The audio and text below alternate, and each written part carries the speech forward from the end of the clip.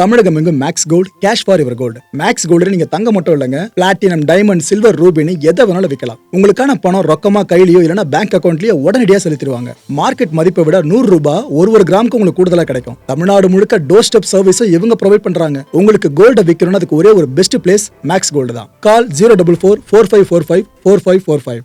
வணக்கம். Big topic with Karthik Mayakumar. நான் ஒரு விஷயம் சொல்றேன், அதை கற்பனை யோசிச்சு பாருங்க. இப்போ இந்த ஒரு ரியல் டைம்லேயே இந்த உலகம் முழுக்க எவ்வளோ விமானங்கள் பறந்துக்கிட்டு இருக்கோம். அதெல்லாம் சடனாக கட்டுப்பாட்டை இழந்து அப்படியே பூமியில் விழுந்து அப்படிங்க இருக்கும். ஏன்பா ஆரம்பத்தில் அவசரமாக பேசுகிறேன்னு சில பேர் நினைக்கலாம். ஆக்சுவலாக இதுக்கான சாத்தியக்கூறுகள் ஏற்பட ஆரம்பிச்சிருக்கு. அதோட ஆரம்ப கட்டத்தில் நாம் இப்போ இருக்கோம். இதை பற்றின அவேர்னஸ் பல பேருக்கு தெரியாமல் இருக்கு மக்களே. இதுக்காக தான் இந்த கான்டென்ட் எடுத்துருக்க நிகழ்ச்சிகளை போகலாம்.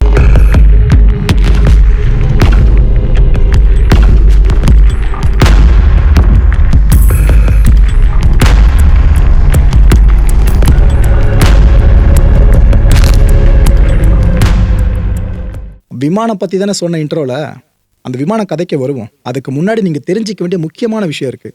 உங்களுக்கு இது புரிஞ்சாதான் கண்டென்ட்டோட செகண்ட் ஹாஃப் உங்களுக்கு புரியும். இந்த யூரோப்பியன் ஸ்பேஸ் ஏஜென்சி இருக்காங்களே, அவங்களோட விளக்கப்படி பார்த்தீங்கன்னா இந்த சோலார் ஃப்ளேர் இருக்குல்ல, இது ஏற்படும் போது சோலார் மெட்டீரியல்லாம் ஹீட் ஆகும் பாருங்க. ஆக்சுவலாக மில்லியன்ஸ் ஆஃப் டிகிரிஸ் வரைக்கும் சில நிமிடங்கள்லேயே அதோட ஹீட்டிங் ப்ராசஸ் நடக்கும். இதுக்கப்புறம் ரேடியேஷன் இருக்குல்ல, அதை அது அன்லீஷ் பண்ணிடும். அதான் எல்லா ரேடியேஷனையும் வெளியிட ஆரம்பிச்சிடும். இது முழுக்க முழுக்க எலக்ட்ரோ மேக்னெட்டிக் ஸ்பெக்ட்ரத்தால் கவர் பண்ணக்கூடியதாக மாறி இருக்கும். இந்த ரேடியோ வேவ்ஸ் இருக்குல்ல, இது எல்லாமே high energy X rays and gamma ரேஸாக மாறும். இந்த அளவுக்கு மாற்றம் இந்த சோலார் ஃப்ளேர் இருக்குல்ல, அது சார்ந்து அப்படியே நடந்துக்கிட்டு இருக்கும். அந்த டைமில் CMEsன்னு சொல்லுவோம், அதாவது கொரோனல் மாஸ் இஜெக்ஷன்ஸ். சூரிய புயல் ஏற்படும் போதெல்லாம் பார்த்துருப்பீங்களே, சூரியனோட மேற்பரப்பில் இருந்து அந்த கதிர்வீச்செல்லாம் அதிகப்படியாக வருதுன்னு சொல்லுவாங்களே, லிட்டரலாக அந்த விஷயம் தான் இது. இது ஒரு மேக கூட்டமாக கிளம்புன அப்படிங்க இருக்கும் இந்த CMEs. அது மாதிரி ஒரு தோற்றம் ஏற்படும். நிறைய நேரங்களில் பார்த்தீங்கன்னா சோலார் ஃப்ளேர் ஏற்படும் போது மட்டும்தான் இந்த கொரோனல் மாஸ் எஜெக்ஷன்ஸ் நிகழ்வை நம்ம பார்க்க முடியும். ஆனால் சில ரேரான நேரங்களில் பார்த்தீங்கன்னா இந்த சோலார் ஃப்ளேரே ஏற்படாதப்போ கூட இந்த CME நடக்கும், இந்த ப்ராசஸ் நடக்கும். இந்த பார்ட்டிகிள்ஸ் இருக்குல்ல, இது வேகமாக பூமியை நோக்கி நகர ஆரம்பிக்கும். ஸோ சோலார் ஃப்ளேரில் ஆரம்பித்தோம், பூமியை நோக்கி நகர ஆரம்பிக்கிறதுக்கு வந்துட்டோமா. இப்போ அடுத்த ஸ்டேஜுக்கு போவோம். இந்த CMEs பார்த்தீங்கன்னா மேக்னெட்டிக் ஷீல்டு இருக்குல்ல, நம்ம பூமியை பாதுகாக்கிற அங்கமாக பார்க்கப்படுது. அந்த மேக்னெட்டிக் ஷீல்டுலேயே ஒரு பெரிய டிஸ்டர்பன்ஸை ஏற்படுத்த முடியும். இது இந்த ஜியோமேட்ரிக் ஸ்டார்ம்ஸ் இருக்குல்ல, இதை ட்ரிகர் பண்ணி விட்டுரும். அப்போ ஏற்பட்ட தலைவலி நம்மளுக்கு கொடுக்கும். இதன் மூலமாக சேட்டலைட்ஸ் இருக்குல்ல, அதோட செயல்திறன் பாதிக்கப்படும். ரேடியோ டிரான்ஸ்மிஷன்ஸ் இருக்கு பாருங்க, அதோட செயல்திறன் பாதிக்கப்படும். நேவிகேஷன் சிஸ்டம்ஸ் இருக்குல்ல, அதோட செயல்திறனும் பாதிக்கப்படும். இவ்வளோ ஐயா, இந்த எலக்ட்ரிக்கல் கிரிட் இருக்குல்ல, அதுங்களும் பாதிக்கப்படும். இந்த ரேடியேஷனுக்கே இப்படி, இதில் எக்ஸ்ட்ரீம் ரேடியேஷன் ஒரு லெவலுக்கு போகிறோன்னு வைங்க. இதன் மூலமாக நம்ம அயனோஸ்பியர் இருக்குல்ல, அதை வளிமண்டல அடுக்குகள்னு பார்த்துருப்பீங்க பாருங்க. அதில் அப்பர் லேயராக பார்க்கப்படுறதா இந்த அயனோஸ்பியர். இந்த அட்மாஸ்பியர்லேயே அப்பர் லேயர் தான் அயனோஸ்பியர். இது வரைக்குமே இந்த எக்ஸ்ட்ரீம் ரேடியேஷனால் பாதிப்பை ஏற்படுத்த முடியும். அதில் பாதிப்பை ஏற்படுத்த முடியுதுன்ற பட்சத்தில் நம்மளோட சேட்டலைட் கம்யூனிகேஷன், ஏவியேஷன் சிக்னல்ஸ் வரைக்கும் டிஸ்டர்ப் ஆகும். கடைசி எங்கே வந்துட்டு இருக்கோம்? Aviation signal. இப்போ இதுதான் விஷயமே. என்ன ஆயிருக்கு இப்போனா, ஜெட் ப்ளூ ஃப்ளைட் 1230 இந்த விமானம் இருக்குல்ல, இது மெக்சிகோலேருந்து புறப்பட்டு நியூ ஜெர்சி இருக்கு பாருங்க, இதை நோக்கி போய்கிட்டு இருக்கு. ரீசெண்டாக நடந்த விஷயம் அது. நியூ ஜெர்சி நோக்கி போய்கிட்டு இருக்கா. இந்த ஏர்பஸோட கம்ப்யூட்டர்லாம் பார்த்தீங்கன்னா மால் ஃபங்க்ஷன் ஆகிட்டு இருக்கு. இந்த விமானம் பறந்துட்டு இருக்கும் போது கம்ப்யூட்டர் மால் ஃபங்க்ஷன். இந்த கம்ப்யூட்டரோட மெமரி இருக்குல்ல, இது கரப்டாக ஆரம்பிச்சிருக்கு. நடுவாழ்ல நடக்குது இந்த விஷயம்லாம். அதான் இதில் பதட்டமே. சடனாக பார்த்தீங்கன்னா அந்த ஃப்ளைட் கண்ட்ரோலை எடுக்குது.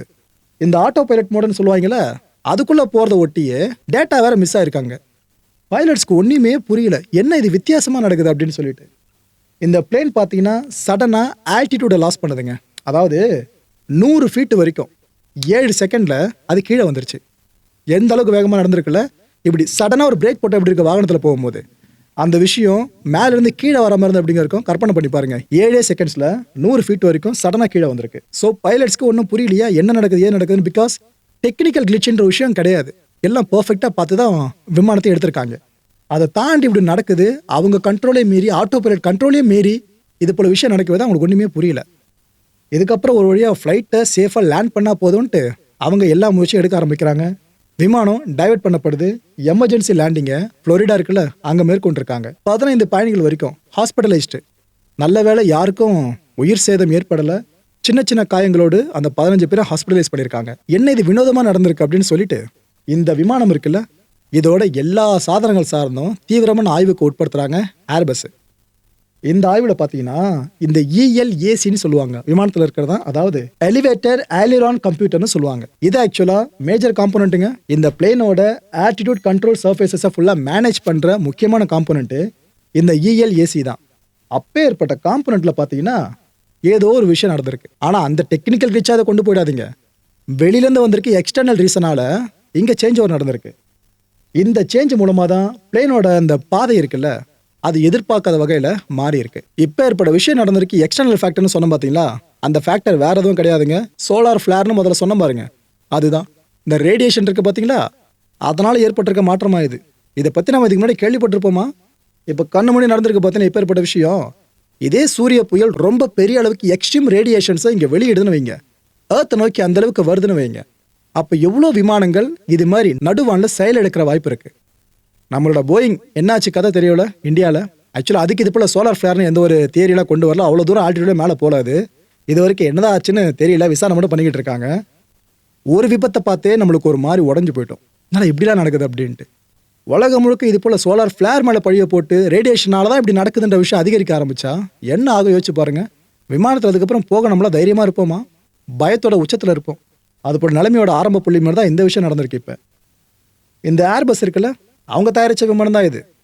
அந்த ஏர்பஸ் என்ன பண்ணியிருக்காங்க, இந்த A320 இந்த ரக விமானங்கள் இருக்குல்ல, இது மாதிரி கிட்டத்தட்ட 6000 விமானங்கள் வரைக்கும் அவங்க விட்டு தள்ளி இருக்காங்க ஃபுல்லா உலகம் முழுக்க. அந்த விமானங்களும் திரும்ப எடுக்கிறாங்க. எதுக்கு நினைக்கிறீங்க?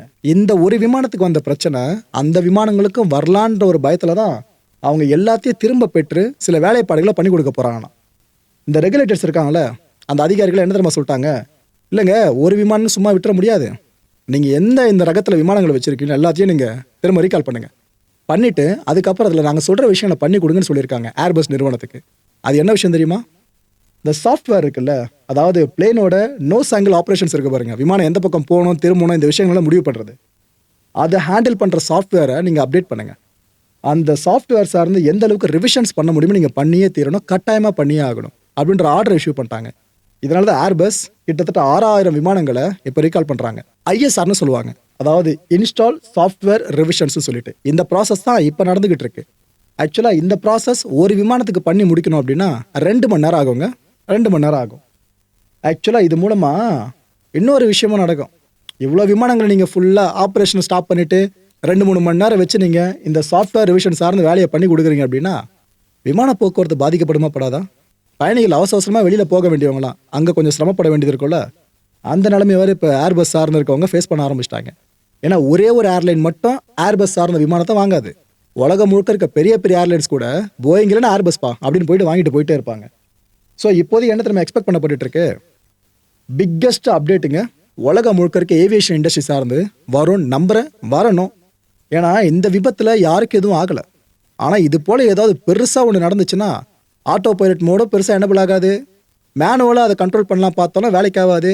எக்ஸ்டர்னல் ஃபேக்டரை ஏதோ ஒன்று வந்து அடிச்சு காலி பண்ணுறது ரேடியேஷன் அப்படின்னா நீங்கள் எத்தனை உயிர்களை காப்பாற்ற முடியும்? ஸோ இதனால் உலகம் முழுக்க ஏவியேஷன் இண்டஸ்ட்ரி சார்ந்து பெரிய ஒரு மாற்றம் கண்டிப்பாக வந்தே தீரணும். இப்போ இந்த ஏர்பஸ் நிறுவனம் இருக்குல்ல, அவங்களோட ஸ்டாக் பார்த்தீங்களா எந்த அளவுக்கு அடி வாங்கிச்சுன்ட்டு. இந்த ஒரு நிகழ்வால் 10% காலிங்க. ஏர்பஸோட ஸ்டாக்ஸ் வேல்யூ 10% காலி. இன்னும் நிறைய கம்பெனிஸ் இருக்காங்களா, ஏர்லைன்ஸ் வச்சிருக்க கம்பெனிஸ்லாம் இருக்காங்களே, அவங்க பயப்பட ஆரம்பிச்சிட்டாங்க. இப்போ என்னடா இது போயிங்லால தான் பிரச்சனைன்னு சொல்லி நம்ம பயந்துட்டு இருந்தா அகமதாபாத் இஷ்யூக்கு அப்புறம் இப்போ ஏர்பஸும் பிரச்சனை வரும்போது இருக்குன்னு அவங்கள நினைக்க ஆரம்பிச்சிட்டாங்க. ஆனால் உண்மையை சொல்லட்டுமா, உலகம் முழுக்க பல விமானங்கள் இதே மாதிரி ரேடியேஷனால் பாதிக்கப்பட்ட நிகழ்வு நடந்திருக்கு. ஆனால் இந்த ஏர்பஸ் சார்ந்த விஷயம் பெருசாகவே தான் வெளி உலகம் தெரிய வருது. மற்ற ஏர்லைன்ஸ்லாம் பெருசாக அதை வெளியே கூட அனௌன்ஸ் பண்ண மாட்டாங்க, அப்படியே முடிச்சிருவாங்க. அவங்களோட குட்வில் காலியாயிரும்ல, ஏன்னா அவங்களோட ஸ்டாக்ஸும் 10% காலியானா தாங்க முடியுமா அவங்களால? இந்த விஷயம்லாம் இருக்கும். ஆனால் போயிங் முதல்ல சந்தோஷப்பட்டிருக்கோம், எப்பா என்ன மட்டும் உலக மக்கள் அடிச்சிருந்தாங்க, எங்களோட சர்வீஸ் அப்படி இருக்கும் இப்படி இருக்கும்னு. இப்போ துணைக்கு ஏர்பஸ்ஸையும் போட்டு பழகிறாங்கன்னு அவங்க சந்தோஷப்பட்டிருக்கலாம். ஆனால் போயிங்க்கு ஒரு பயம் உள்ளே இருக்கவே செய்யுது. ரேடியேஷன் பாதிக்கப்பட்டு ஏர்பஸ் நிறுவனம் விபத்துக்குள்ளாகலை. நம்மளது ஒன்றுமே இல்லை, எப்படி இது போல ஆச்சு அப்படின்ற கேள்வின்னு அகமதாபாத் சார்ந்து போயிங் மனசில் ஓடிக்கிட்டு தான் இருக்கும். இன்னும் சில நாடுகளில் பார்த்தீங்கன்னா இந்த ஏவியேஷன் இண்டஸ்ட்ரி சார்ந்த மாற்றங்கள் சொன்னல நிறைய என்ஹான்ஸ்மெண்ட்ஸ்லாம் அதை கொண்டு வரது சார்ந்து பேச ஆரம்பிச்சிட்டாங்க. இது ஒரு சில நாடுகள் விடுபடுதுன்னா தயவு செஞ்சு அலட்சியம் காட்ட வேணாம். உலகம் முழுக்க ஏவியேஷன் இண்டஸ்ட்ரியில் மாற்றம் கண்டிப்பாக தேவைப்பட்டு தீருதுங்க. இந்த கான்டென்ட்டை பொறுத்தவரை நம்ம எதிர்பார்க்க வேண்டிய விஷயமும் அதே ஒன்று தான். எல்லா விமானங்களும் மேம்படுத்தப்பட வேண்டிய நேரம் இப்போ வந்துருச்சுன்னு நினைக்கிறேன். கால ஓட்டத்துக்கும் கிளைமேட் மாற்றத்துக்கும் உட்பட்டு நாம நம்மளை மாற்றிக்காம விட்டோம், நம்மளோட கண்டுபிடிப்புகளை மாற்றிக்காம விட்டோம். கட்சியில் உயிரிழப்புகள் நாம தான் அதிகமாக ஃபேஸ் பண்ண போகிறோம்.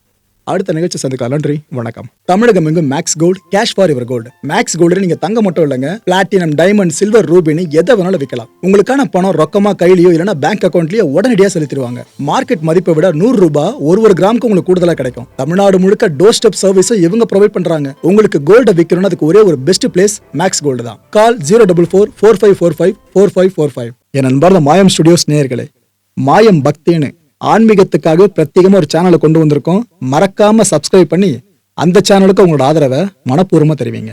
வணக்கம் மாயம் ஸ்டுடியோஸ் நண்பர்களே. மாயம் ட்ரெண்ட்ஸ் அப்படின்ற ஒரு புதிய ஃபேஸ்புக் பேஜை ஓப்பன் பண்ணியிருக்கோம். நீங்கள் யூடியூப்ல பார்த்துட்டு இருக்கீங்களா நம்மளோட கான்டென்ட்ஸ்லாம், இதெல்லாம் விட ஒரு படி மேலே ரொம்ப கிறிஸ்பாகவும் ரொம்ப சூப்பராகவும் நிறைய கான்டென்ட்ஸ் உங்களுக்கு இந்த பேஜில் காத்துட்டு இருக்குங்க. ஸோ உடனடியாக ஃபேஸ்புக் பிளாட்ஃபார்ம் போங்க, மாயம் ட்ரெண்ட்ஸ்னு டைப் பண்ணி சர்ச் பண்ணி நம்ம பேஜை ஃபாலோ பண்ணுங்க. அப்படியே நம்ம சேனலையும் நீங்கள் சப்ஸ்கிரைப் பண்ணிட்டீங்க அப்படின்னா இன்னும் நிறைய புது கான்டென்ட்ஸை உங்களுக்காக ப்ரொடியூஸ் பண்ணி கொடுத்துக்கிட்டே இருப்பாங்க. நீங்கள் பண்ணுற ஒவ்வொரு சப்ஸ்கிரிப்ஷனும் எங்களுக்கு பெரிய மோட்டிவேஷனாக அமையும்.